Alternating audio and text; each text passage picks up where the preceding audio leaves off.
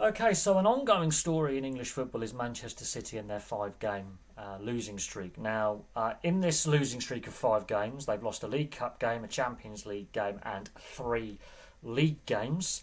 They've lost 4 away and 1 at home. And then you've got to look at their upcoming fixtures. It doesn't get any easier. We will dive into that in a few moments. But let's have a look at when the losing streak started. We have to go back before the last international break. So on the 30th of October, they lost 2-1 away at Spurs in the League Cup. Now, yes, the League Cup at this stage, at the round of 16, the Premier League sides tend to rotate their squads and rest a lot of their key players. Spurs wanted it more, beat them 2-1, and there were some photographs of the players on the bench like Haaland and others looking pretty relaxed, pretty chilled and laughing really and smiling and not looking overly worried that they've just lost a League Cup fixture. Now the League Cup is one of the competitions where Man City tend to dominate. A lot of people say, the League Cup, it's the Tin Pot Cup, it's not as vital. And true, it's not the most vital trophy that Man City want to attain in a season. But they have a very good record in the League Cup. And it is one of the trophies they always seem to target and do very well in. Spurs, they haven't won a trophy for, 2008, and it was the League Cup. So it was very interesting how the players reacted to that defeat on the bench. They weren't overly worried. On the 2nd of November, they played away at Bournemouth, and again, they lose 2-1 in the league. Now, Bournemouth are not a bad side. They're a solid Premier League side. They're a mid-table side. Now, you will get the occasional mid-table side pull off a slight shock against a side further up the table. It shows how competitive the Premier League is. And, it's not the end of the world. But back-to-back defeats doesn't often happen for Manchester City. But there shouldn't be any panic at this point. It's the last 3 games where I think there are some deep concerns. Because on the 5th, 3 days after the Bournemouth defeat, they play away in the Champions League against Sporting Lisbon. Now, Ruben Amorim has now been appointed Manchester United's new manager, and it was a tactical masterclass. None of this ticky-tacky, slow-paced possession build-up football that Guardiola teams are renowned for. This was direct, going straight for the jugular. They battered them 4-1 at home. So Man City lose 3 games in a row away from home, and the Champions League, that was a big defeat. It's very rare that they lose by 3 or more goals. They conceded 4. Now, in these games, they've managed to score a goal. But goal scoring has been an issue, and defence has been significantly troubling. That 4-1 defeat, I think, got Amorim the job at Manchester United. This is at the time when Ten Hag's out the door. I think that was a masterclass by Ruben Amorim and his side, and Sporting had been turned around by Ruben Amorim. That was a bad defeat for Man City and did expose some defensive frailties. On the 9th, just before the international break of this month, they played away at Brighton in the league and lost 2-1. Now, Brighton are actually a pretty decent side. They've got a very decent development structure. They're very good with their scouting. And they play a very good brand of football. Let's be honest, Brighton are not a bad side. And they are a top half side on the fringes of Europe. But in saying that, Man City have been outclassed in 4 straight games.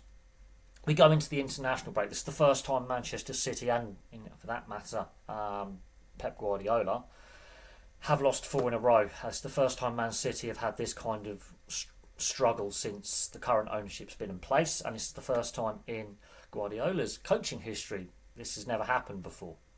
New records are being set. So we go into the international break, and you're thinking this gives Guardiola a little bit of time, to scout players who are playing for him, see how they're doing with their national sides, but also to look at opposition players they're going to be coming up against. Now, yesterday they returned from the international break on the 23rd, as of yesterday, as I'm recording this video. At home, they get hammered 4-0 by Spurs in the league. So they've lost 2 games against Spurs in the space of a month, and that means it's now 5 defeats in a row, and that was the first time in this losing run they have not scored. So they've only scored the 4 goals in 5 games, which is troubling, but they've conceded 14. And that is, I think, the biggest concern, is the goalkeeping and the defence is not keeping the ball out of the net. And we know that Man City like to control the tempo of games, the possession, the intensity, the speed, and they like basically strangling teams to death with possession football and dictating the energy levels and the pace of the game. Now, There have been a lot of criticisms of Kyle Walker and John Stones, and I've never really been sold on Stones and Walker as defenders. We saw it obviously in the Euros. Kyle Walker was diabolical in defence, and John Stones has had an up and down trajectory as a centre back. He has had some issues with his positional sense at times, although he has massively improved as a defender. But it does highlight a massive weakness down Man City's right hand side. Kyle Walker, he's nearer the end of his career. There have been some very awkward headlines for Kyle Walker off the field concerning his private life. And of course, we do know that Rodri is missing from the team. Now, people go, well, you've got Haaland. Haaland's a great player. Yes, he's a great player if you can get in the service. If you can get the ball to Haaland, yes. As an overall player, two-way player, he's not great. Defensively, Haaland is not the best player. Is he terrible? No. But there are other forwards in the game who may score at a slightly lesser rate in goals per game who contribute more without the ball defensively.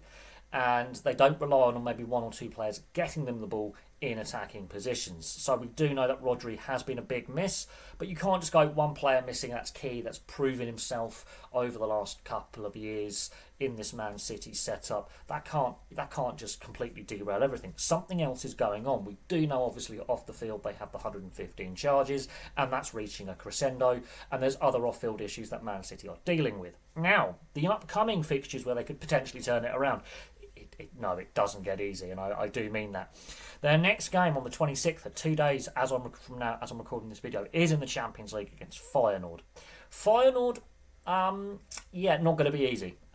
People do write off the Dutch league at their peril. Feyenoord, they're not going to be a pushover.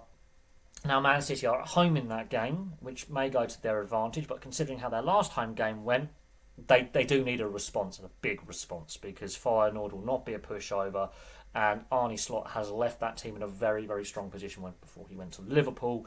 They have some really good systems in place, and they are now the top team in Holland. So that won't be easy. But if they can get a win against the Dutch champions, we may see a turnaround in fortunes. But then I think potentially the biggest game out of the upcoming fixtures against league leaders Liverpool, who have a very big advantage today. If they win today, they start opening the gap over Man City, because Man City have lost those 3 consecutive league games and Liverpool are in an advantageous position.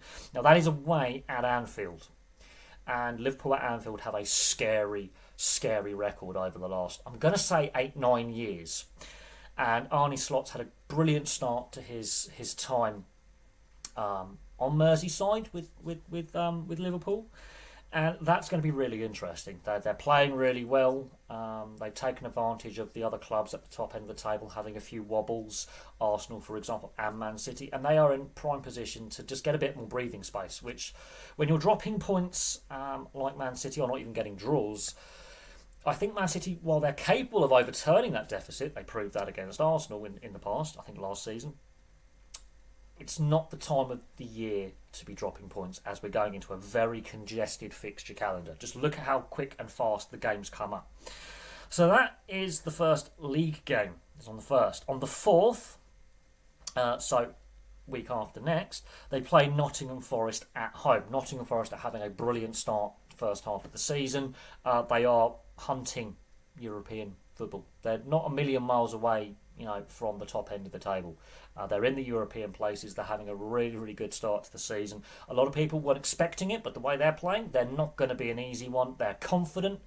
And while Man City are at home, Nottingham Forest won't be overawed by the occasion, because they're beating a lot of sides at the moment. They're playing really well, and they've got a lot of confidence. That's going to be difficult. It's winnable for Manchester City, but it's not guaranteed. On the 7th, so next Saturday, so 2 Saturdays' time, should I say. So the Saturday after next, they play in Crystal Palace. Now, Crystal Palace are struggling in the league. Now, Man City are away. This is a very, very winnable game. But you look at the other games they've got, they're not certain to win any of them. But Crystal Palace is the game they have to win. If they can't win this one, they are in serious, serious trouble, and their season could be unravelling before our very eyes. I'm not saying it will unravel, but Palace is definitely a guaranteed 3 points. You would think, considering how Palace are struggling at the bottom of the table, they're not playing particularly well, and there are some concerns that this Palace side, their confidence is low, and the players aren't all singing off the same hymn sheet, and they are, as I say, struggling. But it doesn't get any easier. So you've got a very winnable game against Palace. The other games, a couple of draws maybe, a result from that. They play Juventus away in the Champions League on the 11th. So as we get the build up to the festive fixtures, they are coming thick and fast. It's basically a game every 3 days at this point. They are going to be playing against Juventus in the Champions League. Big game. While Juventus aren't the side that they once were with their dominance in Italy, they're still one of the top sides in Italy. And, the Stadio dell'Alpi, that's almost like a fortress for Juventus. Not many sides go there and get results. That's not going to be easy. Juventus want to overturn some struggles they've had in recent seasons in the league compared to some of the other Italian sides and win some silverware. They're going to be dangerous at home. That's going to be a really tough away day. And considering Man City's away form, that could be concerning if you're a Man City fan.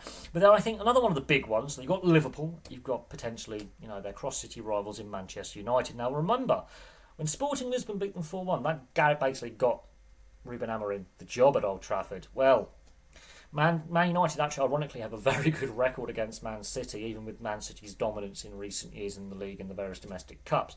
Man United do actually have a very, very scary good record when it comes to these one-off games. Now, Man City will be at home at the Etihad, but Man United, we don't know what they're going to be like with Amorim in charge long term. We know obviously Ruben Amorim's come in, it's an injection of confidence.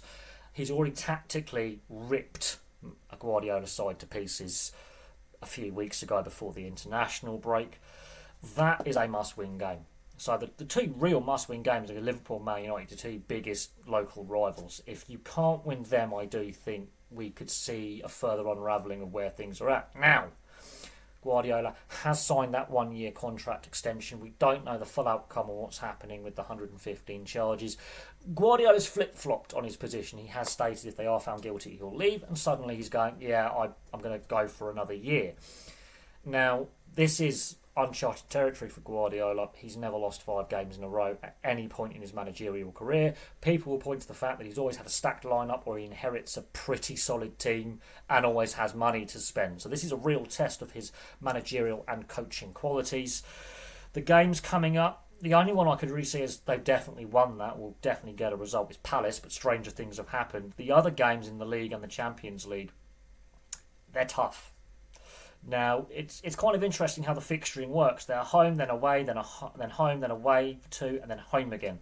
So they're not having a decent run at home, and they're not having a lengthy spell away from home. So it's a bit of a all-over-the-place schedule, and it's a very congested schedule, seeing a game every 3 days. So 3 to 4 days. So we're talking must-win territory for some of these games. It's going to be very interesting if they can shore up their defensive frailties, but also the creativity. The creativity has been lacking. They've been outscored by over 10. Their goal difference is a -10 in 5 games. So there is a goal-scoring issue, and there also is a defensive issue. You've got to look at their shooting percentage. That's one of the stats I don't have, but I wouldn't be surprised if their shooting percentage is actually quite low right now. They're not being accurate enough and getting enough shots on net, forcing the keeper to make a save or forcing defenders to make blocks where you get rebounds, and if you're like a Haaland, for example, sniffing around the box, easy tap-ins. Are they shooting from wide out? Are they shooting from distance? Are they taking low percentage shots which are high risk that aren't going to pay off? That's something else that advanced stats nerds kind of like. So there we go. There's a quick look at Man City and their 5-game losing streak. Can they turn it around? Their upcoming fixture list is looking pretty difficult. 2 Champions League games in there, 1 at home, 1 away against 2 very, very top European sides. And only 1 of their league games is against a side struggling right now. The other league games, Man United are a bit unknown, but they've got a new manager. That new manager bounced. Forest and Liverpool will not be easy because Liverpool's top of the league and Forest are battling for a European spot and are playing quite well right now. It's going to be interesting. But that's where we are at the moment. Thank you very much for watching. Place your thoughts in the comments section below, and I'll have some more content for you guys very, very soon.